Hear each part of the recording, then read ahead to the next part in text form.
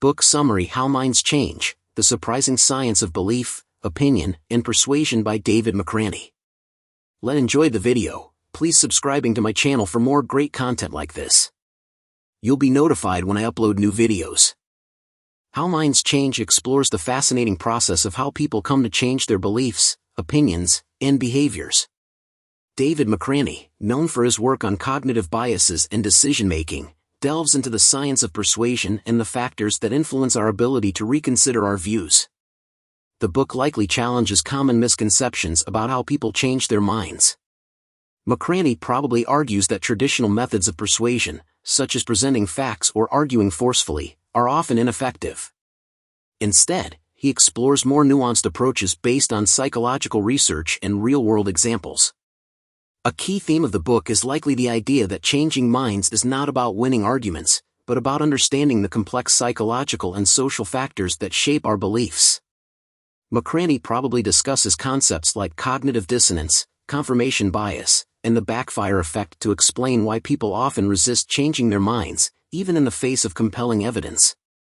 The narrative probably emphasizes practical strategies for facilitating genuine changes in thinking, both in ourselves and others. This might include techniques for active listening, asking thought-provoking questions, and creating environments conducive to open-minded discussion. Here are 5 general examples that might illustrate some of the book's key concepts. 1. A climate change skeptic who gradually shifts their view after engaging in respectful, ongoing dialogue with scientists and experiencing local environmental changes firsthand. 2. A political activist who learns to find common ground with ideological opponents, leading to unexpected collaborations and more effective advocacy. 3. A company that successfully implements a major organizational change by focusing on addressing employees' underlying concerns rather than simply mandating new procedures. 4. A longtime smoker who finally quits after a health scare prompts them to reevaluate their relationship with the habit and seek support from a compassionate counselor. 5. A parent who changes their parenting style after learning about child development research and reflecting on their own childhood experiences. The book likely discusses the role of emotions in belief formation and change. McRaney might argue that appealing to emotions and values can be more effective than relying solely on logical arguments. McRaney probably explores the concept of deep canvassing, a technique used in political campaigns that involves non-judgmental, empathetic conversations to change minds on controversial issues. He might present this as an example of how creating a safe space for reflection can lead to genuine shifts in perspective. The narrative may touch on the challenges of changing minds in the digital age, where filter bubbles and echo chambers can reinforce existing beliefs.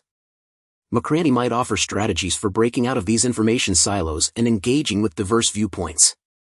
The book likely also discusses the importance of intellectual humility, the willingness to admit that we might be wrong. McRaney probably argues that cultivating this trait is crucial for personal growth and effective communication. Overall, How Minds Change appears to be a guide for anyone interested in understanding the complex process of belief change and improving their ability to communicate across ideological divides.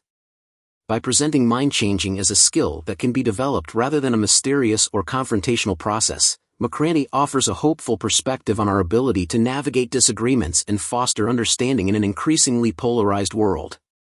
10 Lessons from the book How Minds Change delves into the psychology behind how and why people change their minds. 1. Understanding cognitive biases. Recognizing that cognitive biases influence our beliefs and decisions is crucial. Awareness of these biases can help in overcoming them and facilitating change. 2. The power of social influence. Our social environments significantly impact our beliefs and opinions. People are more likely to change their minds when influenced by those they trust and respect. 3. Effective communication. To change minds, it's important to communicate effectively. This involves active listening, empathy, and finding common ground rather than simply presenting facts. 4. The role of emotions. Emotions play a critical role in belief formation and change. Addressing emotional aspects and creating an emotional connection can be more effective than logical arguments alone. 5. The backfire effect. Presenting contradictory evidence can sometimes strengthen a person's existing beliefs. It's important to approach sensitive topics gently and strategically. 6. Narratives and storytelling. Stories and personal narratives can be powerful tools for persuasion. They make abstract concepts relatable and can influence people's beliefs and attitudes. 7. Open-mindedness. Encouraging open-mindedness and curiosity can create an environment conducive to change. Being open to new information and perspectives is key to personal growth and change. 8. Incremental change. Changing minds often happens gradually rather than all at once. Small, incremental changes can eventually lead to significant shifts in beliefs and opinions. 9. Questioning assumptions. Encouraging people to question their assumptions and consider alternative viewpoints can help facilitate belief change. Critical thinking is a valuable skill in this process. 10. The role of identity. Beliefs are often tied to personal and social identity. Understanding the connection between beliefs and identity can help in addressing resistance to change and finding ways to align new information with a person's sense of self. These lessons highlight the complex interplay of cognitive, emotional, and social factors in the process of changing minds, emphasizing the importance of empathy, effective communication, and patience in persuasion efforts. Deep dive to the book. Introduction. Learn why minds stay stuck in their ways, and how you can change them. What makes a conspiracy theorist stop believing that 9/11 was a hoax? How does a former cult member decide to leave their old beliefs behind? What causes someone to go from strictly opposing same-sex marriage to being strongly in favor? Often, these kinds of mindset shifts can seem like random, maybe even lucky, confluences of events. After all, how many times have you tried to change someone's mind about something and gotten absolutely nowhere? Despite how it sometimes seems, there's a pattern behind when and how people change their minds. Thanks to neuroscientific and sociological research, that pattern is now much more visible, and we can use it to change even the most stubborn of minds. In this summary, you'll learn why people hold so tightly to their beliefs, how a conversation can turn the tide of an election, and how to get someone to really scrutinize their reasoning. Even the most stubborn of believers can ultimately change their minds. In June 2011, 5 British conspiracy theorists boarded a flight in London bound for New York City. They were accompanied by a TV crew responsible for creating the BBC series Conspiracy Road Trip. In each episode of the show, a different part of the conspiracy community travels somewhere in the world. There, they meet experts and eyewitnesses who challenge their beliefs with facts and evidence. The goal is to get them to have changed their minds by the end of the episode. This particular episode focused on 5 truthers, people who believe that the official narrative of what happened on September 11th is a lie. They traveled to New York, Virginia, and Pennsylvania, where they met experts in explosives, demolition, air travel, and construction, in addition to family members of victims, government officials, and architects. They also trained in a commercial airline simulator and took flying lessons that let them soar over New York City. How many of them do you think ultimately changed their minds? On every other episode of Conspiracy Road Trip, the number was exactly 0. But this time, it was 1. The person in question was Charlie Veitch, a prominent thought leader within the truther community. At the time, Charlie was famous for his YouTube conspiracy videos, some with over 1 million views, and for his regular practice of hitting the streets with a megaphone, trying to recruit people into the movement. He had befriended and collaborated with well-known conspiracy theorists Alex Jones and David Icke. However, something changed for Charlie during the filming of the episode. His certainty in his beliefs began to be eroded by his encounters with demolition experts, seeing the blueprints of the Twin Towers, and attending the flight school. His final epiphany occurred when meeting 2 people, Alice Hoagland and Tom Heidenberger, who had lost family members during the attacks. As he described it, the change in his opinion was like a sudden bang. When the truthers reconvened later in the episode, none of them were on the same page as Charlie. They argued that Hoagland, one of the family members that Charlie had met, had either been brainwashed by the FBI or was a paid actress. They were firmly caught in the conspiratorial loop, a kind of logical prison in which people claim that any contradictory evidence is purposely designed and planted by the conspirators to mask the truth. How, then, was Charlie able to break free of the loop? Was it the strength of the evidence alone that convinced him? It couldn't have been, otherwise the other truthers on the trip would have been equally convinced. In fact, there was something else going on in Charlie's life that set the stage for him to change his mind. To understand why, we'll need to talk about why people begin to hold tightly to a set of beliefs in the first place. People hold onto their beliefs because it feels psychologically safe. What happens inside the brain when a person's deeply held beliefs are challenged? In 2016, a group of neuroscientists, Sarah Gimbel, Sam Harris, and Jonas Kaplan, decided to find out. First, they gathered together a group of participants who held strong opinions about a variety of topics.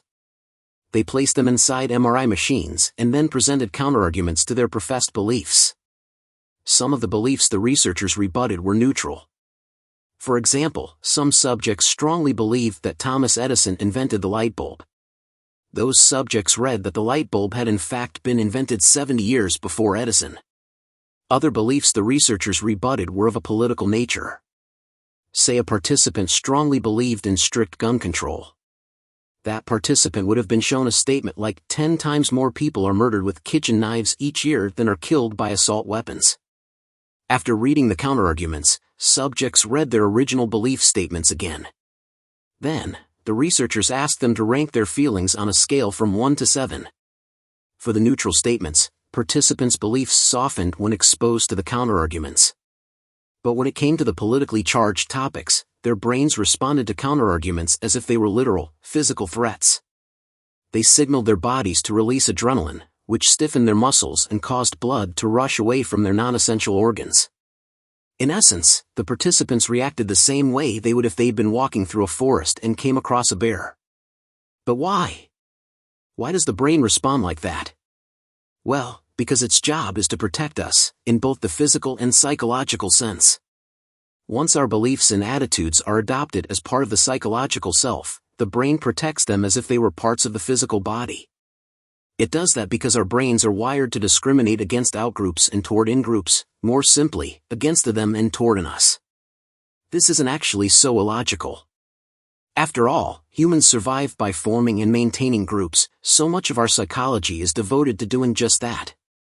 As a result, we value being good members of our groups more than we value being strictly, factually correct. As long as a group continues to satisfy our needs, we'd rather be technically wrong than risk our standing with our peers. In the words of sociologist Brooke Harrington, social death is more frightening than physical death. So, now we can understand people's reactions during the MRI experiment a bit better. Some ideas, like whether or not Thomas Edison really invented the light bulb, aren't part of our group identity. Thus, when those ideas are challenged, we don't feel physically threatened. However, when it comes to political beliefs, we cease to reason as individuals and instead reason as members of a group. By stalwartly maintaining our beliefs, we seem trustworthy to our peers. And that, to us, feels like safety. However, just because we identify ourselves with a particular group at one point in time doesn't mean we're bound to consider them trustworthy forever. Once we feel that it's our own peers who have become untrustworthy or cease to satisfy our safety needs, we'll unconsciously attempt to change them through argumentation. If that form of searching for connection doesn't work, we begin to search outside our original group. This is exactly the reason why Charlie Veitch was ultimately able to change his mind and leave the truther community, and why, for example, people eventually feel safe enough to leave cults. It wasn't the facts alone that persuaded Charlie. He had merely become open to the facts because he had found another community, called Truth Juice, which was more in line with his values than the old one.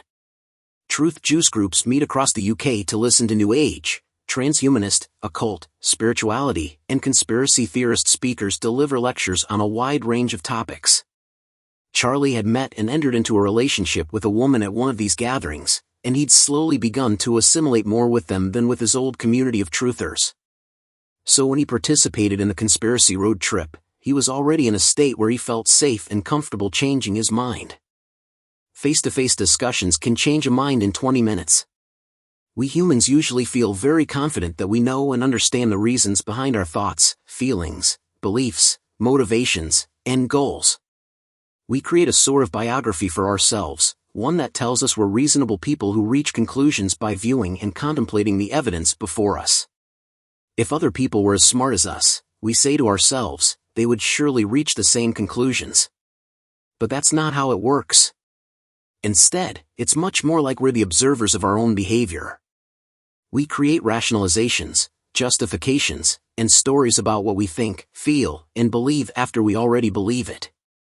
Ever tried to change someone's mind by patiently, or perhaps impatiently, unfurling a list of facts and evidence and totally failed to make them budge? Well, this is exactly why. People make their decisions on a visceral level first and then apply the logical reasoning process second. Steve DeLine and his organization, the Leadership Lab, learned this through experience. For more than a decade, Steve and his fellow volunteers have been going out almost every Saturday to speak to people at their front doors. They've had over 15,000 conversations to date, and most of them have been recorded for later review. Steve and his crew call their method deep canvassing, and through it, they're often able to get a person to give up a long-held opinion in less than 20 minutes. The method is focused on open, honest, vulnerable conversations where judgment is carefully reserved. Because the lab is the political action arm of the Los Angeles LGBT Center, their work focuses on changing voters' opinions on issues like same-sex marriage and combating homophobia and transphobia. During deep canvassing training, volunteers learn several techniques that they can use in their conversations. One example is called modeling vulnerability, sharing a mistake you made in the past or something that was difficult for you in order to encourage the other person to do the same. One of the most important things deep canvassers learn is to never argue with or challenge another person's claims. That just causes the conversation to spiral into an unwinnable fight, and that isn't the point at all. The point is to listen to the other person and make them feel heard and respected. The efficacy of deep canvassing is still being studied, but the results are extremely promising so far. One study, performed by political scientists David Bruckman and Joshua Calla, found that a single deep canvassing conversation caused 1 in 10 people opposed to transgender rights to change their views. 10% might not sound like much to the average person. But to politicians and political scientists, that's absolutely enormous, especially after a single conversation. According to Calla, a mind change of much less than that could rewrite laws, win a swing state, or decide an entire election. Moreover, the effects of deep canvassing appear to last a long time. The people who changed their minds showed no signs of backtracking to their former attitudes. That's extremely rare in political science research. So, is it possible to make use of deep canvassing techniques in everyday situations involving friends, family, or acquaintances? That's what we're about to find out. Use conversations to help people think better. Before you get too excited about the potential of deep canvassing, we need to add a disclaimer. While it is possible to make use of some deep canvassing principles in your everyday life, people who participate in the Leadership Lab all undergo fairly extensive training before they hit the streets. Fortunately, deep canvassing has a lot in common with other methods of changing people's minds and helping them think better. The one we're going to explore here is street epistemology. It's called that because the person who developed the practice, Anthony Magnabosco, started by stopping random people on the street and getting them to question their epistemology, basically, how they know what they know or, more accurately, think they know. Street epistemology is less goal-oriented than deep canvassing. Deep canvassing is done by people with a particular perspective, who want to convince other people to join their side of a particular argument. Street epistemology, on the other hand, is more focused on getting people to question the fact claims they believe, for example, that God is real, that the earth is flat, or that vaccines cause autism. It investigates the reasons people have for believing these claims and whether those reasons are actually good ones. Almost any claim can be explored using the methods of street epistemology. The way it works seems simple but can be devilishly difficult to get right in practice. There are 9 steps, and we're going to go through all of them now. The first step is to establish rapport. Ask the other person for consent to examine their beliefs. Take some time to ask about their day, about what's going on in their lives. Don't be overzealous and immediately jump into the topic you want to discuss. Make sure that the other person feels heard and that you're going to listen to what they have to say. If they feel safe, they'll be more willing to open up. The next step is to ask them for a claim. We've already mentioned a few examples. Street epistemology works best on fact-based claims, but it's also possible to use it on more attitude-based claims. Even something as mundane as strawberry ice cream is better than vanilla ice cream. It also works on values-based claims, like Americans' tax dollars should go toward forgiving student loans instead of buying more aircraft carriers. After the other person has given you a claim, step 3 is to confirm that you understood it. Don't restate their claim in their exact words, but do reflect what they said back to them. Next, clarify the definitions of any terms involved in what you'll be discussing.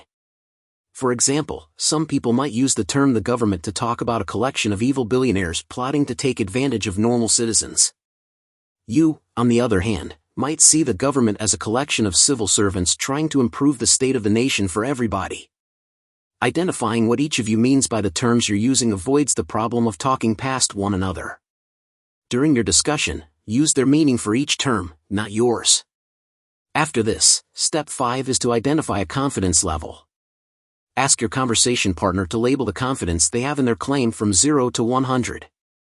This allows them to take a step back and assess just how sure they are about their own feelings. It's an easy segue from here to step 6, which is identifying how they arrived at their confidence level. If they say they're at 80% confidence, you can ask them, why not 100? They might offer several reasons, but try to settle on what might be the common factor uniting all of them. Next, it's time for the most important step, step 7, asking what method they use to judge the quality of their reasons. There are tons of ways of going about this, but the point is essentially to get people to assess the reliability of their ways of knowing or believing. What method did they use to arrive at their conclusions? Could someone else have plausibly used the same method and arrived at a completely different conclusion? For example, say you're speaking with someone who believes in the theory that the Earth is flat rather than a globe. You could ask them, what would you say is the biggest reason why you think the Earth is flat today, and what reason would most lower your confidence in the flat Earth theory? Your goal here is to move the person away from the claim itself and help them see which factors are influencing or underlying their reasoning. How important is the evidence to them, and could other evidence cause them to change their mind? Remember, you're not actually giving them any counter-evidence here, just helping them explore what kinds of counter-evidence would change their mind. Once you've explored their judgment sufficiently, you can move on to the penultimate step, which is to listen, summarize, and repeat. Reflect the person's answers back to them by paraphrasing their arguments. Then thank them for their time, and encourage them to keep thinking about their thinking. Share your own beliefs, if you like, and offer to explore them in the same way you explored theirs. Finally, for step 9, simply suggest that you two continue the conversation later. Remember that throughout all of this, your goal is not to copy and paste your own reasoning about a particular issue onto another person. It's simply to get them to think about their own thoughts in a way that they usually don't. All you're really doing is guiding them through their own reasoning. But try it, and you'll see how remarkable the effects can be, and how many minds end up changed as a result. Summary. Changing a person's mind can seem like an insurmountable task. After all, the human brain is highly motivated to stick to its existing beliefs. That way, it continues to appear trustworthy to members of its chosen in-group, which is key to its survival. However, it is possible to change someone's mind by having an empathetic, face-to-face conversation. The key is to uncover the real reasons why someone believes what they believe rather than try to persuade them with a barrage of facts and evidence. But before you embark on a mission to change someone's mind, you should first ask yourself, why? Why is changing that person's mind important to you? After determining your answer, share it with that person. This will help you establish a mutual understanding of your interests. Often, you'll find yourself clashing with the person on the specific positions each of you takes, but you'll have the same underlying interest. This way, the conversation becomes a collaboration rather than a conflict.